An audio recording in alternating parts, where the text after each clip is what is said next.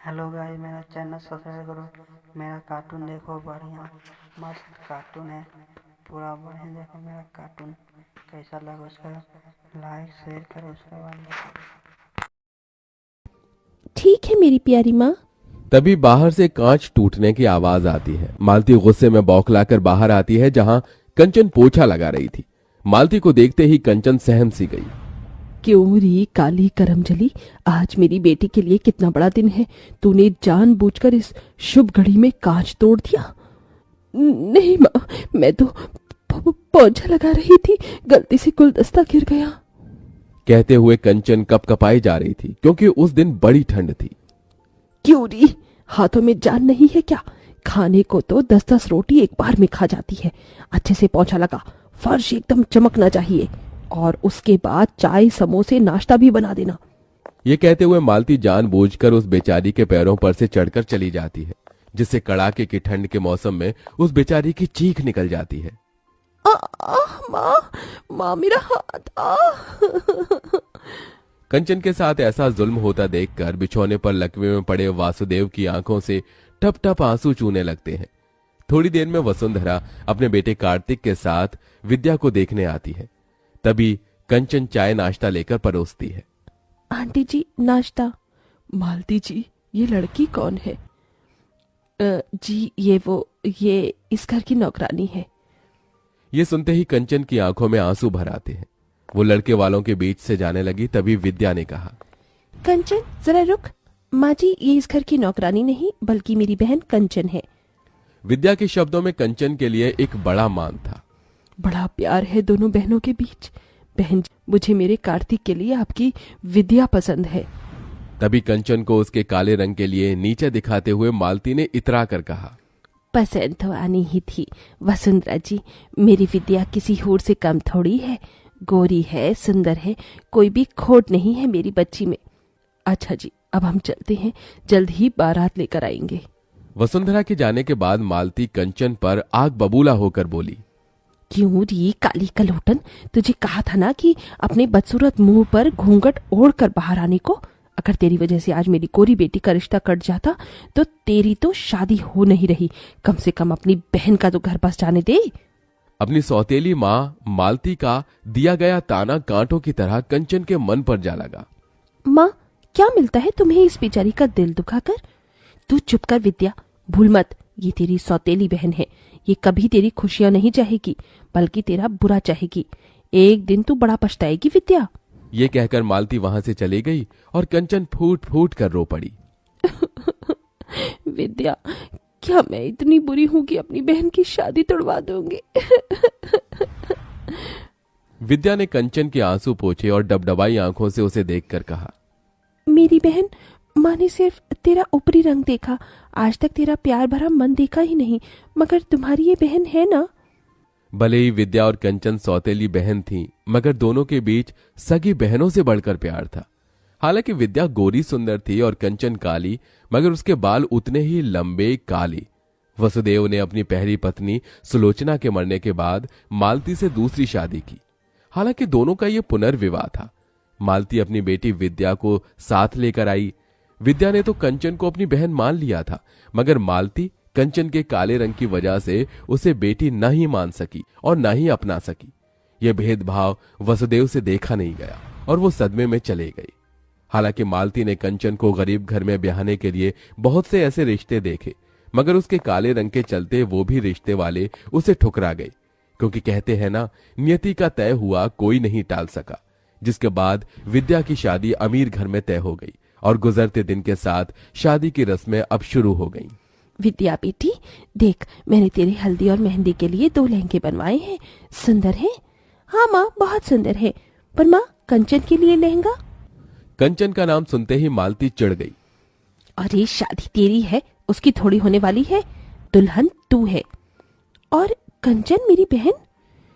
अरे देख, इस पीले वाले लहंगे में कितने अच्छे बेल बूटे हैं, और ये हरा वाला लहंगा मेहंदी के टाइम पर पहनना है। तेरी माँ ने कैमरे वाले को भी बुलाया है, और तू चिंता मत कर, उसे भी दे दूंगी मैं कपड़ा। थैंक यू माँ। मालती ने कंचन को देखते हुए उसे एक बड़ा पुराना सा सूट पहनने को दिया, जो कि कई जगह से फटा भी था। एरी कर लो, ये ले, पहन लियो तू। बिना किसी शिकायत के कंचन ने उसे स्वीकार कर लिया और विद्या को हल्दी मेहंदी लगने लगी। पड़ोसनों ने गाना बजाना भी शुरू कर दिया। हल्दी लगाओ रे, तेल चढ़ाओ रे, बन्नों का गोरा बदन चमकाओ रे। मेरी बच्ची कितनी सुंदर लग रही है। अरे मालती, अब क्या विद्या को हल्दी में ही नहला देगी?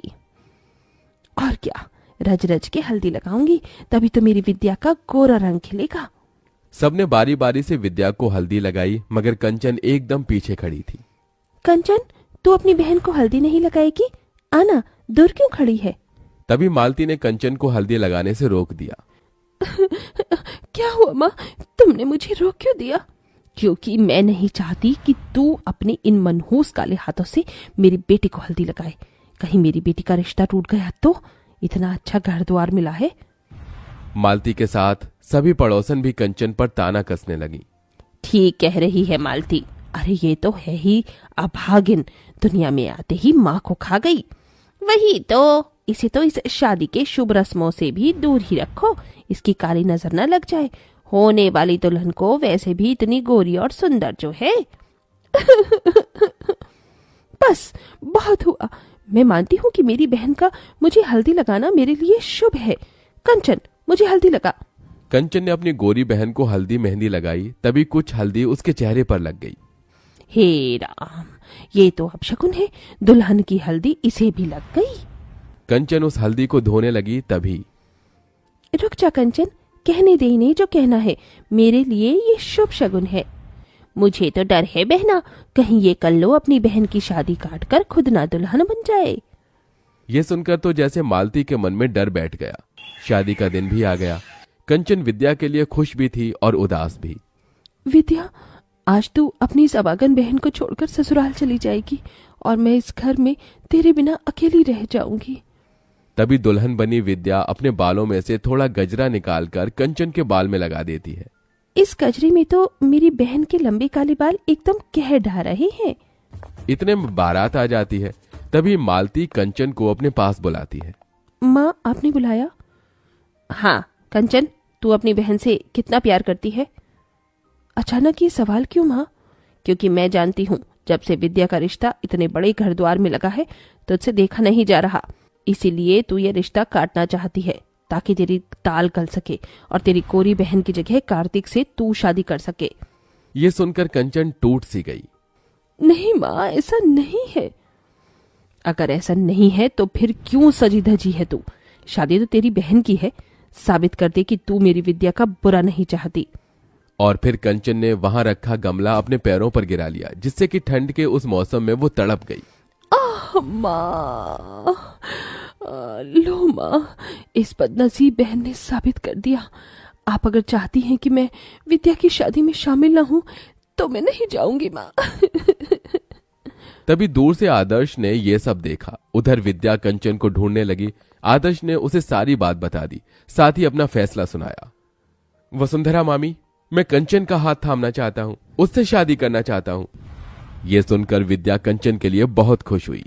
देखा माँ, जिसकी जोड़ी जब लगनी होती है ऊपर वाला उसे मिला ही देता है। देखो, मेरी बहन का खुशियों भरा भाग्य उसके सामने खड़ा है। मालती के मन में पछतावे का गुबार भरा था, जो आंसू बनकर बहने लगा। कंचन बेटी, अपनी माँ को माफ कर दे। मेरा ही मन मैला था, इसलिए विद्या के लिए तेरा प्यार कभी देख न सकी। बोल, तेरे लिए क्या करूं? बस इतना कर दो माँ कि आज अपनी इस बेटी को मायके की चुनरी ओढ़ाकर विदा कर दो। ये सुनकर सभी का दिल निकल आया, जिसके बाद कंचन का कन्यादान उसकी गोरी बहन के साथ उसी मंडप में हो गया और दोनों विदा हो गए।